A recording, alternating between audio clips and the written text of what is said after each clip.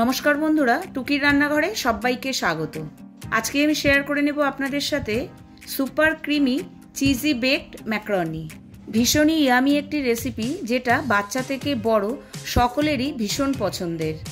বানিয়ে নেব একদম হোম স্টাইল। আপনারা চাইলে বাচ্চাদেরকে টিফিনেও এটা দিতে পারেন। চলুন তাহলে রেসিপিটি শুরু করা যাক। সবার প্রথমে আমি ম্যাকারনিগুলোকে সেদ্ধ করে নেব। তার জন্য একটা বাটিতে আমি জল নিয়ে নিয়েছি, প্রায় 2 থেকে 3 গ্লাস। জলটা ঢাকা দিয়ে একটু ফুটতে দেব। জলটা যখন ফুটে আসবে তার মধ্যে আমি দিয়ে দেব ম্যাকারনিগুলোকে। এখানে আমি 2 কাপ ম্যাকারনি নিয়েছি। আর দিয়ে দেব 1 টিস্পুন নুন, 1 টেবিল স্পুন তেল। ম্যাকারনিগুলো সেদ্ধ করার সময় তেলটা ব্যবহার করলে প্রত্যেকটা ম্যাকারনি সেদ্ধর পরেও আলাদা আলাদা থাকবে। সব কিছুকে একবার মিশিয়ে নিয়ে আমি ঢেকে রেখে দেব প্রায় 5 থেকে 7 মিনিটের জন্য। এখানে আমি চেক করে নিচ্ছি ম্যাকারনিগুলো পুরো সেদ্ধ হয়ে গেছে কিনা। প্রায় 80 to 90% ম্যাকারনিগুলোকে আমাদের সেদ্ধ করে নিতে হবে। খুব ভালোভাবে ম্যাকারনিগুলো সেদ্ধ হয়ে গেছে। এবার সঙ্গে সঙ্গে একটা নেটের মধ্যে আমি ম্যাকারনিগুলোকে ছেঁকে নিচ্ছি। এরপরে আপনারা চাইলে ম্যাকারনির ওপরে তেল অথবা ঠান্ডা জল ব্যবহার করতে পারেন। আমি এখানে তেল ব্যবহার করিনি, আমি এখানে জল ব্যবহার করেছি। ম্যাকারনিতে আমি কিছু সবজি অ্যাড করব। তার জন্য আমি এখানে নিয়ে নিয়েছি একটা গাজর, ক্যাপসিকাম, হাফ কাপ কড়াইশুঁটি। এখানে চাইলে আপনারা আপনাদের পছন্দের যে কোনো সবজি অ্যাড করতে পারেন। এখানে আপনারা ব্রোকলি, কর্ন সব কিছুই অ্যাড করতে পারেন। আর কর্ন থাকলে অবশ্যই অ্যাড করবেন। কর্ন এই ম্যাকারনি রেসিপিতে দুর্দান্ত লাগে। গাজর আর ক্যাপসিকামকে আমি একদম ছোট ছোট টুকরো করে কেটে নিচ্ছি। এছাড়াও আমি নিয়ে নিয়েছি একটা পেঁয়াজ, 10 থেকে 12টা রসুনের কোয়া আর একটা কাঁচা লঙ্কা। যেহেতু পুচকু খাবে, আপনারা চাইলে কাঁচা লঙ্কার পরিমাণটা একটু বেশি দিতে পারেন। এরপরে নিয়ে নিয়েছি একটা কড়াইতে নিয়ে নিলাম 1 টেবিল স্পুন রিফাইন্ড অয়েল আর 1 টেবিল স্পুন বাটার। আপনারা চাইলে রান্নাটা পুরো বাটারে অথবা পুরোটা রিফাইন্ড অয়েলেও করতে পারেন। বাটারটা ভালো করে গরম হয়ে গেলে তার মধ্যে আমি দিয়ে দিলাম প্রথমে রসুন কুচিগুলোকে। রসুন থেকে কাঁচা গন্ধটা বেরিয়ে গেলে তার মধ্যে দিয়ে দেব আগে থেকে কুচিয়ে রাখা পেঁয়াজ। পেঁয়াজটাকেও খুব বেশি ভাজার দরকার নেই। হালকা গোলাপি রং ধরলে বা পেঁয়াজ থেকে কাঁচা গন্ধটা চলে গেলে এর মধ্যে অ্যাড করে দেব সবজিগুলোকে। প্রথমেই আমি গাজর দিয়ে দিলাম। আর এই সময় গ্যাসের ফ্লেমটাকে আমি মিডিয়ামে রেখেছি, লোতে রাখলে চলবে না, তাহলে গাজরগুলো একদম নরম হয়ে যাবে। আর মিডিয়ামে রেখে ফ্রাই করলেই বেশ একটা ক্রাঞ্চি ভাব সবজির মধ্যে থাকবে। 2 মিনিটের মতো গাজরটাকে ফ্রাই করে নিয়ে এর মধ্যে আমি দিয়ে দেব ক্যাপসিকাম আর কড়াইশুঁটি। অন্য সবজি যদি আরও কিছু ব্যবহার করেন তাহলে এই সময় সেগুলোকে অ্যাড করে দেবেন। কাঁচা লঙ্কাটাও আমি এই সময় দিয়ে দিলাম। 2 থেকে 3 মিনিট পর আমি এতে অ্যাড করে দেব হাফ টিস্পুন নুন, 1 টিস্পুন গোলমরিচ powder, 1 teaspoon chilli flakes, 1 teaspoon oregano.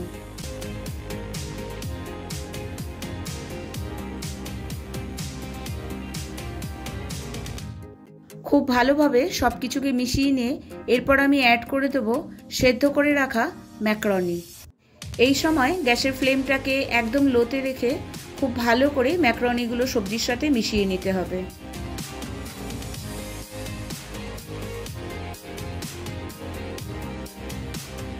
ম্যাকারনিগুলো আমি খুব ভালোভাবে সবজির সাথে মিশিয়ে নিয়েছি। এরপর আমি হোয়াইট সসটা বানিয়ে নেব।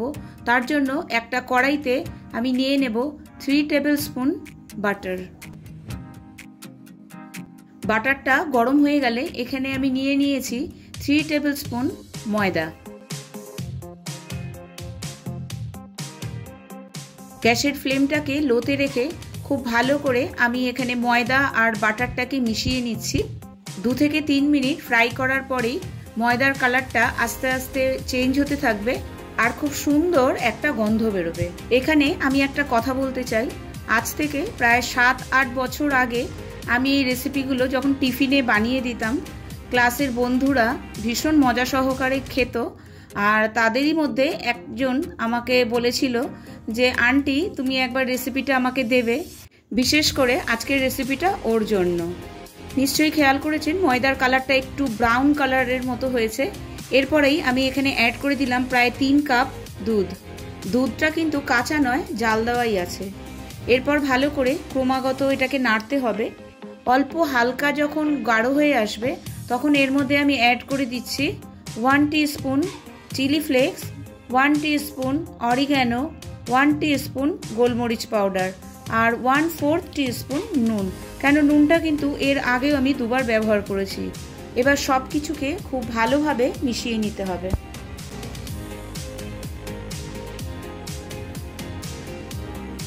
দুধটা যখন কিছুটা গাঢ় হয়ে আসবে তখন এর মধ্যে আমি অ্যাড করে দেবো 2টো চিজ স্লাইস।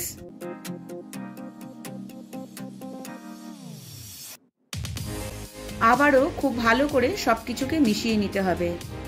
আমাদের হোয়াইট সস কিন্তু একদম রেডি।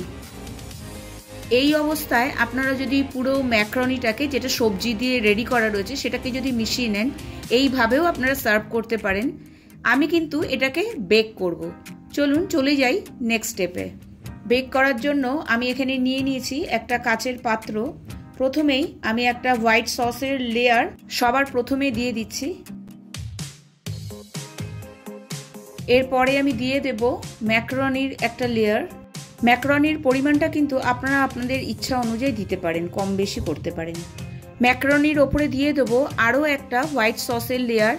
এক্ষেত্রে আপনারা চাইলে কিন্তু মজারেলা চিজেরও একটা লেয়ার দিতে পারেন। আবারও আমি দিয়ে দিচ্ছি একটা ম্যাকারনির লেয়ার এবং সবশেষে দিয়ে দেবো মজারেলা চিজ।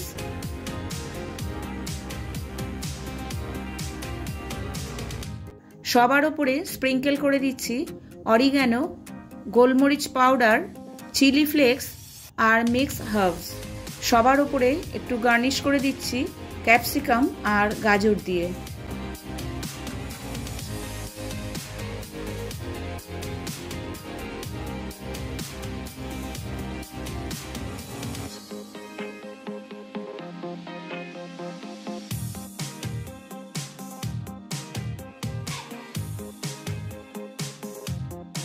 চলে যাব এবার নেক্সট স্টেপে। ম্যাকারনিটাকে বেক করার জন্য আমি গ্যাসের মধ্যে বসিয়ে দিয়েছি একটা পাত্র। সেটাকে আমি 10 মিনিটের জন্য মিডিয়াম ফ্লেমে প্রিহিট করে নিচ্ছি। এরপর মাঝখানে একটা স্ট্যান্ড বসিয়ে তার উপর আমি রেখে দেব ম্যাকারনির পাত্রটাকে। খুব সাবধানে এই কাজটা করতে হবে, নালে হাতে গরম লেগে যেতে পারে।